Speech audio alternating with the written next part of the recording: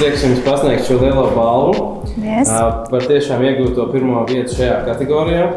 Un mēs noteikti visi gribētu zināt, kā jums tas izdevās. Kas varbūt ir tas jūsu noslēpums e-komercijā, ko varbūt ne konfidenciāli, bet varbūt, kas bija tās galvenās atslēgas, kā jums tas izdevās?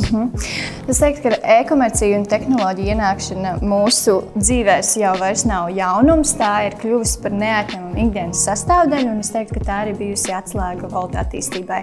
Mēs meklējam aizvien jaunus risinājumus, kā atbildēt uz cilvēku augošajām vajadzībām, un tas ir palīdzējis attīstīties. Un laikam šī balva arī apliecina, ka arī iekarot patērētājs sirdis. Tā kā mēs jūtamies ļoti, ļoti priecīgi, ka tas darbs ir novērtēts un visā. Jo, ja mēs esam dabūjuši šo balvu, iecienītākais interneta veikals, tad tas jau liecina par to, ka mēs esam diversificējuši savu produktu, ka tā vairs nav tikai ēdienu piegāde, ka mums ir arī daudz citas lietas, ko var iegādāties pie mums online un ar ļoti ātru piegādi. Protams, tašiem liels paldies arī komandai un visiem, kas mums vēl ticis no pirmās dienas jau 6 gadus mūs mīl Latviju un mēs mīlam visus.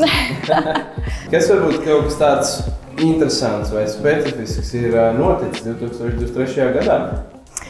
Jā, es teiktu, ka 2023. gads mums ir tiešām bijis ļoti aktīvs gads, jo mēs aktīvi strādājām, lai dažādotu mūsu piedāvājumu dažādās produktu kategorijās, un mēs arī paplašinājām vēl pakalpojumus 8 jaunās Latvijas pilsētās. Tā kā tas ir diezgan strauši izaugums, un droši vien arī tas ir bijis par labu mūsu zīmola atpazīstamības veicināšanai Latvijā. Tātad pieejamība. Mēs esam pieejami 14 pilsētās Latvijā. Varbūt var nosaukt 5. 5 pilsētas? Nu, lielākais tad jā.